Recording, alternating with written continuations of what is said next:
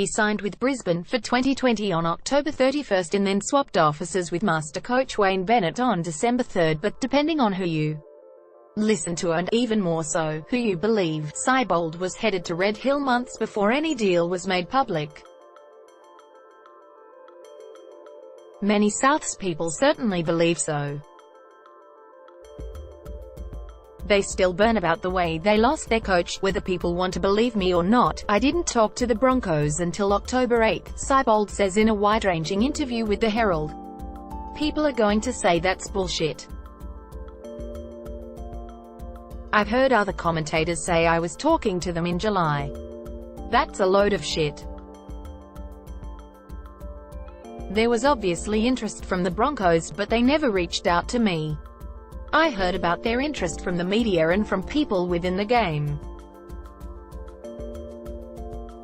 But nobody ever directly reached out to me. I have a clear conscience. Still friends. Anthony Seibold says he is still on good terms with Rabbitohs players. Credit. Like most assistant coaches squeezed out of the Craig Bellamy sausage factory, Seibold was earmarked long ago for bigger things. He took over a fly-blown Souths team that had finished 12th for the past 2 seasons, shook up their attack and guided them as far as the preliminary final against the Roosters, who tackled them out of the game and then eventually tackled themselves to the premiership in the grand final against the Storm. Despite the finish, the season was a resounding success for the Rabbitohs and Seibold. He was also a journo's dream, accessible, transparent, intelligent.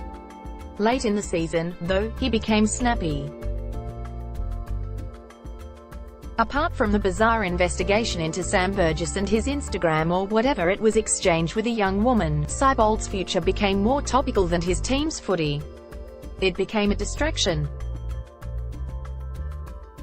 Doubtless, elements up north were stirring the pot as Bennett's poisonous power play with Chief Executive Paul White was played out publicly on a daily basis. The belief that Seibold, who is Rockhampton-born and played with the Broncos in the 1990s, would replace Bennett became stronger each time. Bennett or White unsuccessfully attempted to put the issue to bed. It was the first time I'd been involved in anything like that, Seibold says. As an assistant coach, you don't have to deal with that. You worry about your area of expertise. That was a challenge. I regret how some things played out. It was quite a stressful time. It was awkward and embarrassing to be on the back page for the wrong reasons. That didn't sit well with me. I probably took all that too personally. I worked really hard to give myself an opportunity to be a head coach. For people to question my credibility certainly hurt.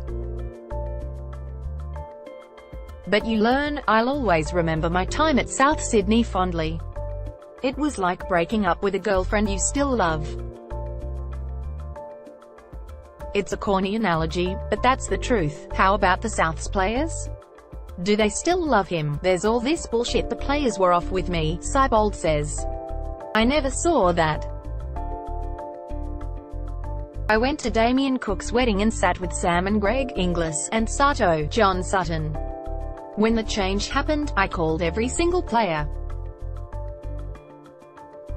They understood where I was coming from. It was the best thing for me in the long term to come back to Queensland and Brisbane. Such are the sliding doors in the NRL. Seibold would still be in the bunker underneath Redfern Oval where Bennett now resides if Bellamy had gobbled up a massive offer from the Broncos last July to replace Bennett.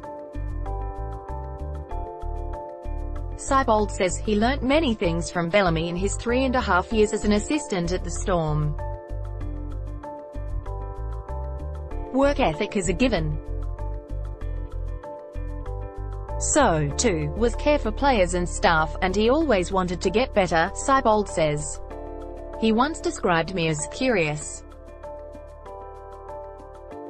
He was relentless at trying to improve. Bellamy is cautious when asked for comment about his former protégé. He recalls him as a student of the game, polished communicator, and a good guy socially, and I think they'll play much like Souths did last year, Bellamy says, referring to South's expansive use of the ball in 2018 after years of percentage football under Michael Maguire. Seibold seems irked when you tell him about Bellamy's seemingly innocent remark. "There you go," he says. "Why does he think that?" He adds, "We want to use the footy."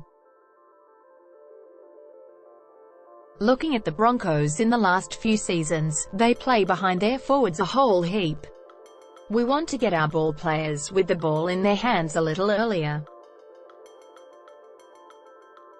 That means we want Cody Nico Rima and Anthony Milford in front of our forwards. There's no denying that. I do like to attack, we like to throw the footy around and have some passes. Bellyache would be right in saying we want to string some passes together.